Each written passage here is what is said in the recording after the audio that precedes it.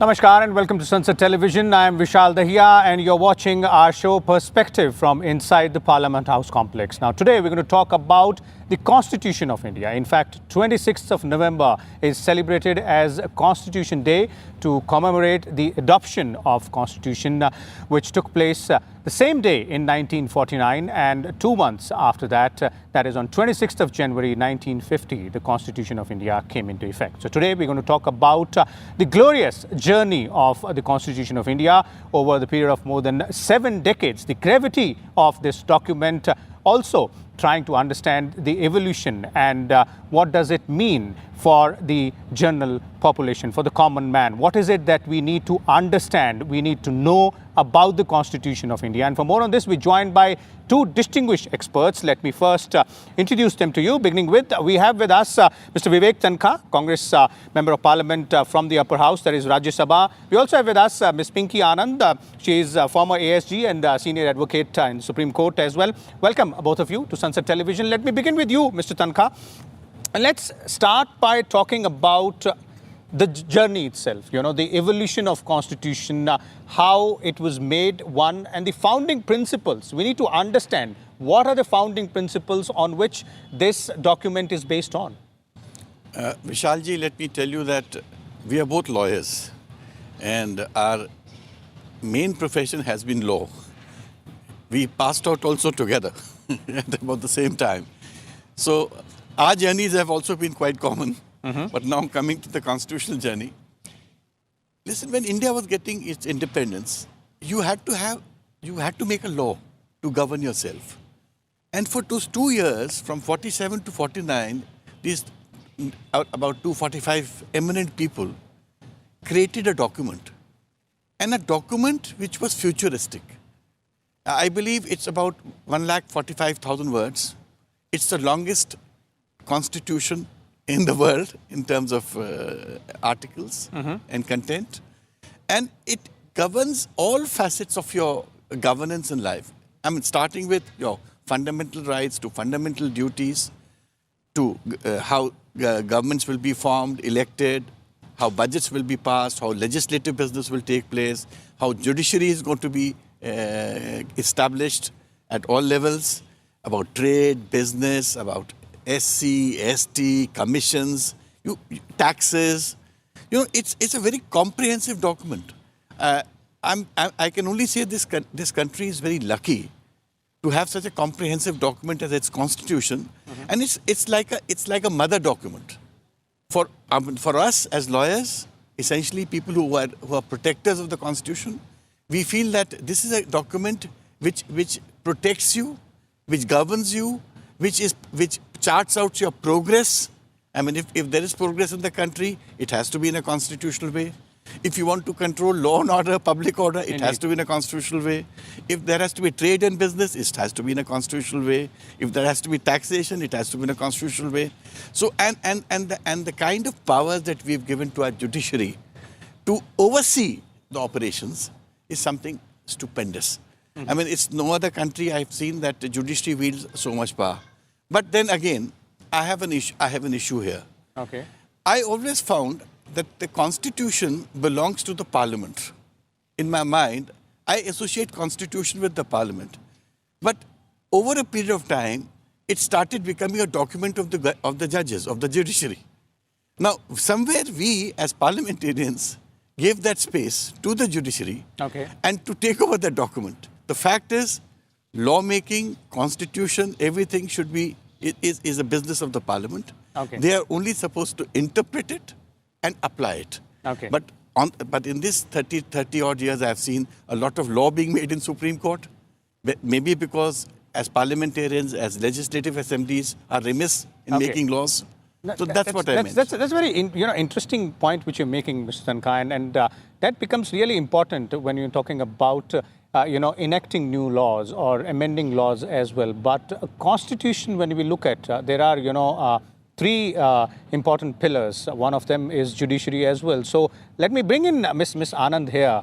the checks and balances there, which have been put in place by our, founding fathers and those who worked on this wonderful document, made it the way it is, in a way that it is a sort of an open book, open to interpretation. We can move ahead with the times, make changes to it, bring more, new laws as well. But vis-a-vis Mr. Tanka's viewpoint, do you agree there? Because there has to be a check and balance as also. No, I partly agree with him, partly I don't. I'll tell you where I do agree with him and, demarcate the areas where I don't. Because ultimately, to this extent, he's right. I mean, the parliament is the supreme body for making law and it does make law. It is for the Supreme Court to interpret the constitution, go forward, take progressive steps, translate it into a document which envisions the founding fathers' dreams of social justice and everything else. But having said that, ultimately what happens is there are times when the Supreme Court has made laws. Now that is a questionable area where you're talking about direct making of laws. Interpretation, striking down, bringing it in consonance with the constitutional reality, the sentinel on the qui vive. I mean, that kind of function is something which the constitution makers have in research, and finally the Supreme Court is the arbiter. So today a parliament will make a law, Supreme Court can strike it down, no difficulty. So to that extent, yes, Supreme Court is the final authority on the interpretation. However, the factum of making laws in areas where there is law, that is very questionable. In areas where there is no law, now there's, for example, let's take the harassment of women at workplace. Indeed. Now that kind of situation was there where you had international treaties, you had a forum, you did not have any law which was there in place to do so. Ultimately the law came, by the way. I mean, it's in fact almost equally in accordance with the guidelines which the Supreme Court laid down in Vishaka. But at that time there was no existing law for whatever reason. So if the parliament is remiss, if laws are not made within time and there is a vacuum, that is one area. But where there is a law, there's a very clear conflict there. Okay. That possibly that is not an area where anybody should go but the parliament. Okay, fair enough. That pretty much explains, Mr. Tanka's viewpoint there as well. Now, since we're talking about this aspect, that brings me to, another important concept which the, maker of our constitution, Dr. Bhimrao Ambedkar, whose birth anniversary is also on 26th of November, pointed out the concept of constitutional morality. Now, that becomes really important. If you could, both of you could make us understand, because I believe that's something which even the President of India referred to in today's event when he spoke about how ideologies are not important. What is important is that the Constitution is upheld, and it is upheld in such a way that it works for everybody, every citizen of the country. There is a certain theme of the Constitution, as you rightly said, and one of the primary themes is it is we the people who've given to ourselves this document which governs our lives, as Vivek was saying, in all sections and all factors of our life. So the question is, how should this be interpreted in a way which gives the entire basis of that social justice to all the people? Now, for example, some of the strongest features in our constitutions are right of equality and Article 21, which is right to life. I mean, everything else is important as far as governance is concerned. But for a moment, I'm just taking these two fundamental rights, which really are the breathing organs of the Constitution. Indeed. Similarly, Keshwanand Bharti came up with the basic structure of the Constitution that Parliament can amend, but Parliament cannot amend the basic structure of the Constitution. So everything is taken with the theme. So you don't take any individual, necessarily article, let's say, of the Constitution, which runs across several volumes. But the point is, you take the spirit of the Constitution, which is taken and embedded in the Constitution within those as a whole, and then you translate that into reality. That is what constitutional morality is. And the fortunate part is constitutional morality is taken with the ethos of democracy. So you pull in each of the features of democracy and democratic life, see the functioning of life, and take the principles of constitutional morality and interpret those rights and duties within that. Okay. Mr. Tanka, your views there on the issue of constitutional morality, very interesting and very important as well. Of course, she has put one perspective very well, but I have another perspective. Okay.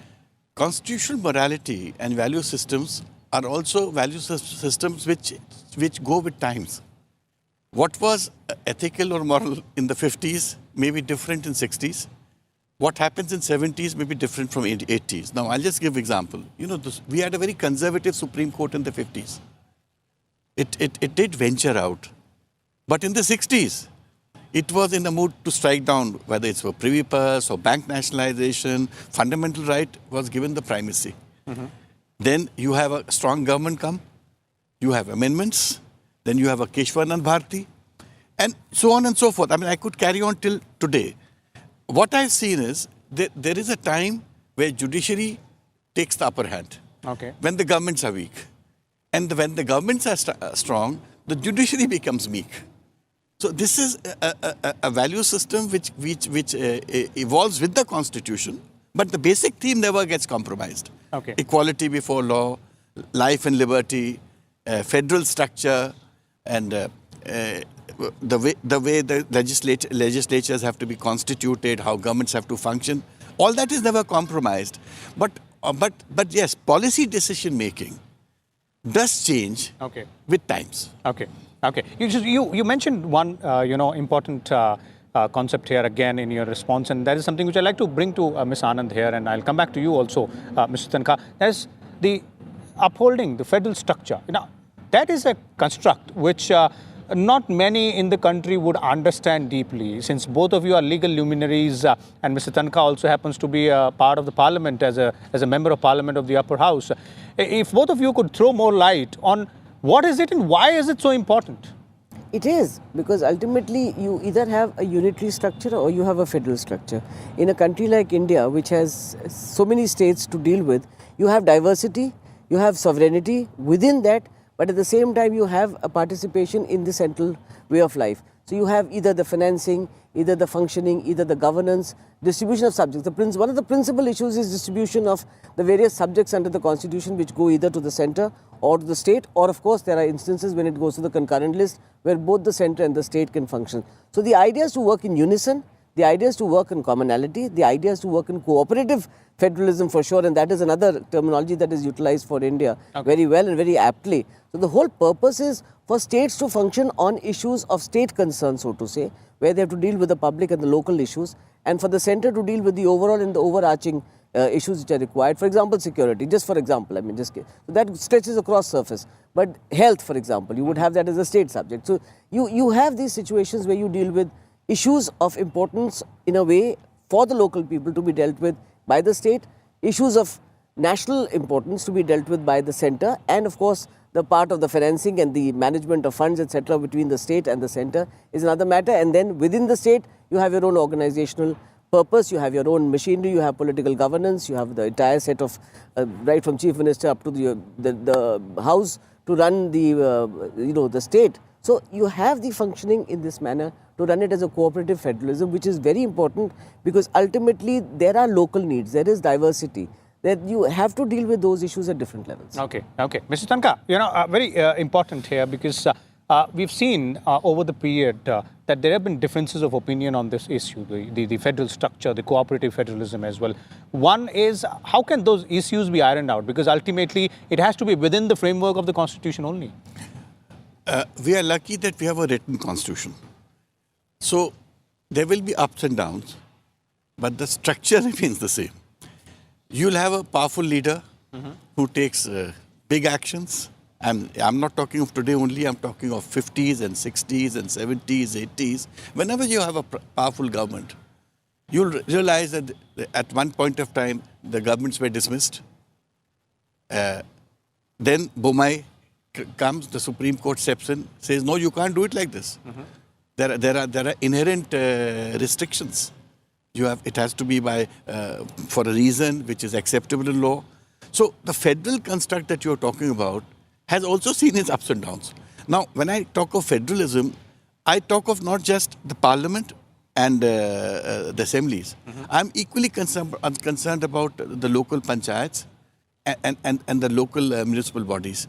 The majority of democracy that is actually in vogue and in practice is at the local area. Okay.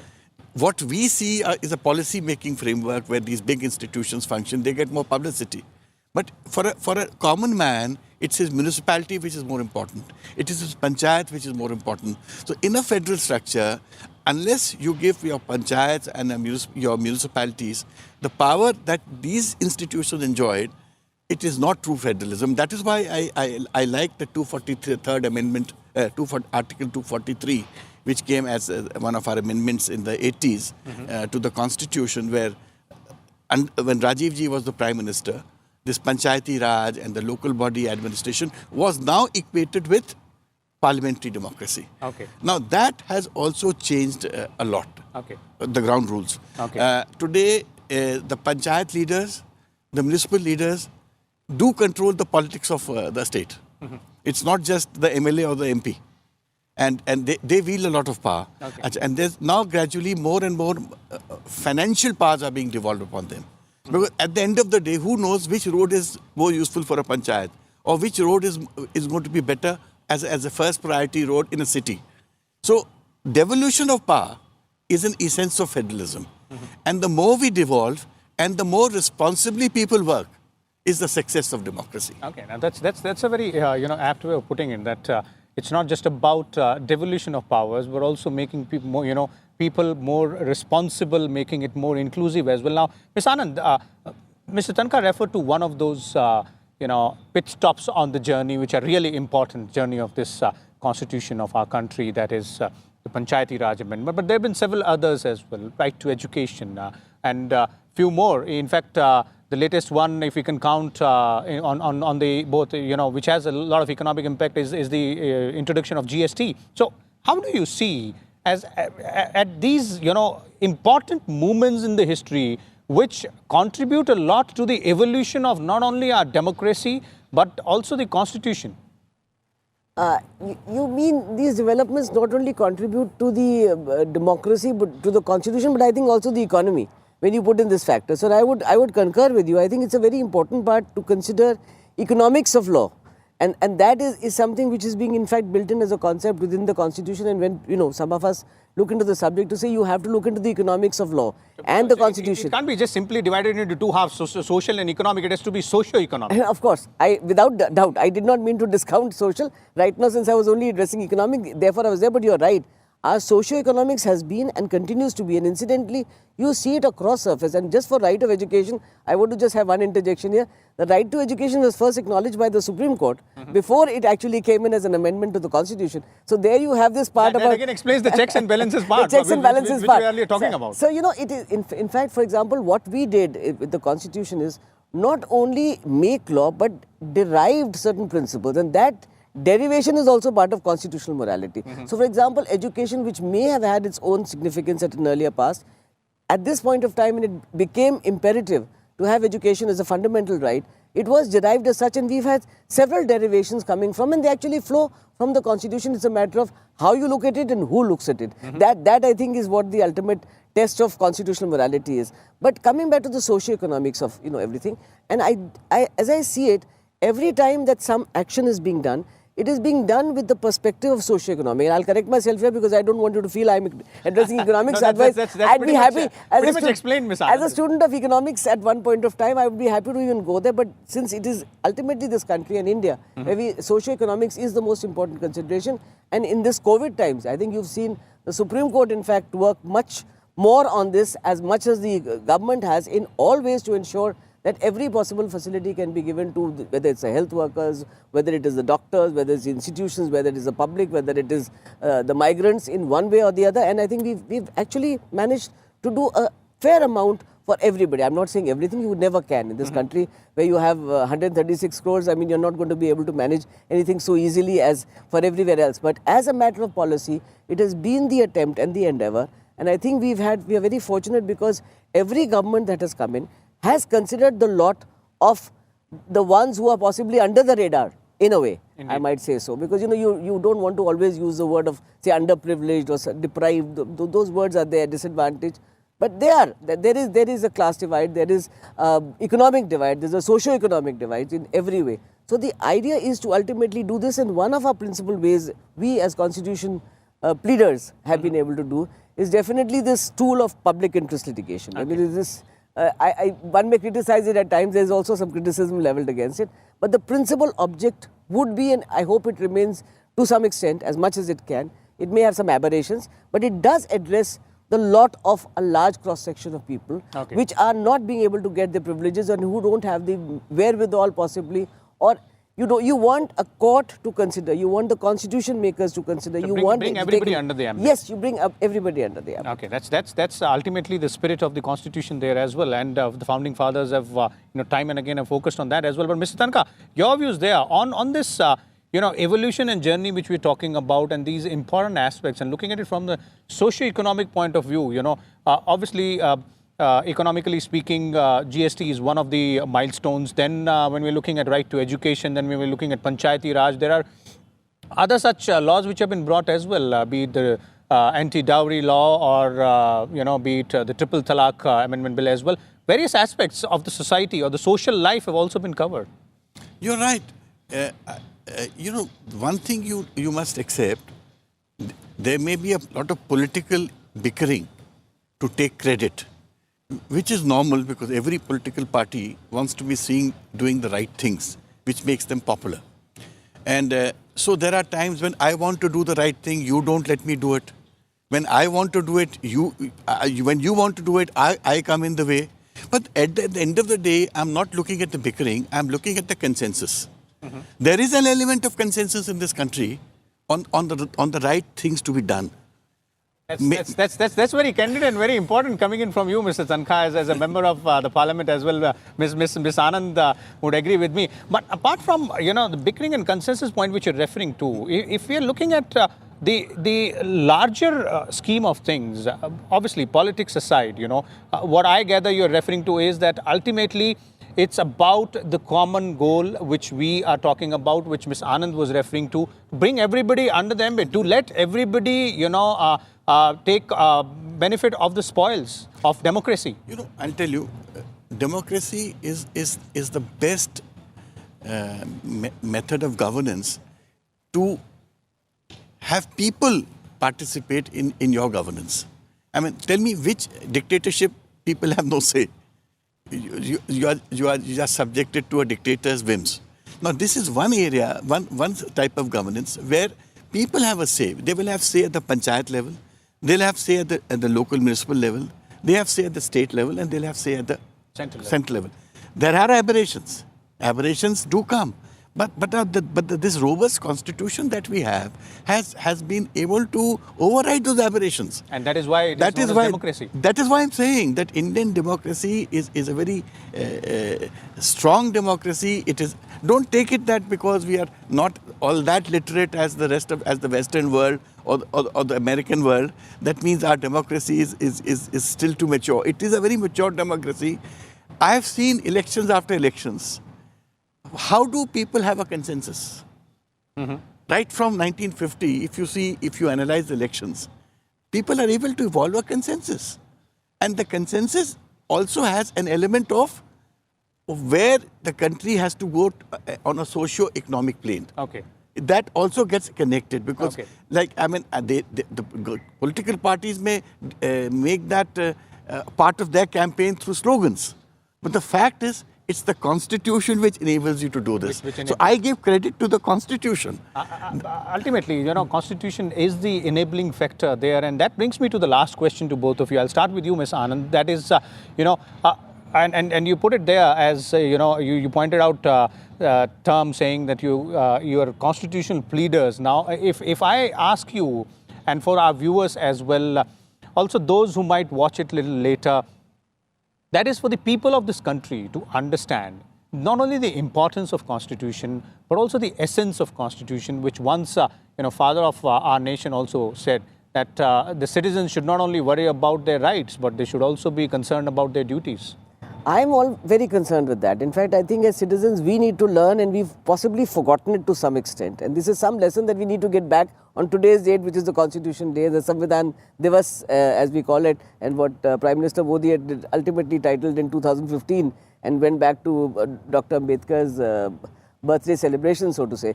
So, this whole concept of duties, we as citizens, I only find that most of us are concerned about fundamental rights. Duties are put on a kind of back burner, literally. So that address that balance has to be corrected. On this Constitution Day, I think one of the takeaways has to be that we do relocate ourselves back to the fundamental duties first and fundamental rights as a second part of it. Because these are all running simultaneously. They're synonymous in a way, and they work in tandem with each other. So you have rights and you have duties. So you can't have one without the other. Somebody's right is somebody else's duty for sure. That is the only way public good is going to emerge out of anything. So I think this whole focus, when we do that, for a moment I'll address it to you on the directive principles. To so much extent we've been able to expand our directive principles, and what yesterday was not an enforceable right, today has become an enforceable right, including, for example, education. So the whole purpose is the enlargement of rights for sure. Okay. But with that right, if I as a citizen will not give my consonant input into it, or the duty which goes with it, then I cannot uphold the sovereignty and integrity of this country. And that is what half-hearted attempt. I need to vow on the Constitution Day to do this. Okay, indeed, that's very important. Mr. Tanka, your views there on letting the people know, making them aware, not only about their rights, obviously those are really, really important, but their duties as well. I completely endorse what my friend says. And unless there is respect for rule of law in this country, this democracy will not flourish the way we would like to see it flourish. At the end of the day, as she rightly said, we all seem to be enjoying our rights. But when it comes to duties, I don't think it's the same level of glee with which we participate. Just as an example, I'll tell you, there's a minister from India who had traveled to Europe, and this is long years back. And he was just telling me this story. He says he was driving his own car. He went and parked the car in the wrong slot. A young lady walked up to him and said, "Mister, this is not the place where you can park your car. You have to go and park your car somewhere there." So this minister, who's from India, he's used to not being asked. So he says, "Who are you, young lady, to tell me this?" She says, "I'm a citizen. I'm a policeman of the state." So when every individual citizen thinks he's a policeman of the state, he has the right to tell the people that you can't do this wrong. And the person doing the wrong understands that the wrong, he has to listen to the voice of the people, and what is wrong. I think we are going to be entering into a better world. It will be a better democracy. It will be a better place where people can coexist better. I mean, whether it is rioting, whether it is abusing, it can be. You can be troubling people in any form. These troubles must come to an end. We should be having a peaceful coexistence. But before I end, I have a small quote from Nani Palkiwala. Please, that will be interesting. And Nani Palkiwala, 30, 40 years back, thinking about the Constitution, said, "To my countrymen who gave unto themselves the Constitution, but not the ability to keep it, who inherited resplendent heritage, but not the wisdom to cherish it, who suffer and endure in pain without the perception of their potential." So the potential of our Constitution is yet to come, yet to be seen. It's a great document. It's a mother document. And I think the way country treats its own Constitution, and the way we respect our Constitution, and the way judiciary is working in terms of the Constitution, and the way even the Parliament is forced by circumstances to respect the Constitution, I think it's a good journey ahead. Okay, indeed, that is a wonderful sum up there. Thank you so much, Mr. Vivek Tanka and Ms. Pinky Anand as well for sharing your views. As our experts were pointing out, clearly this is all about the Constitution of India, the journey, the glorious journey, the gravity of this document, and not only in terms of what our rights are, but also what our duties are as a citizen. The more we contribute towards the betterment of our country, the betterment of this democracy, the more beautiful it will become. And obviously, all of it will have to fit in within the framework of that eternal document which we call the Constitution of India. Once again, from me and my team, wishing everyone, every Indian, a happy Constitution Day. Let's try our level best to uphold this living document there, which is the essence of our democracy. We'll come back again tomorrow with a different topic. Till then, keep watching Sunset Television. Thank you. Thank you.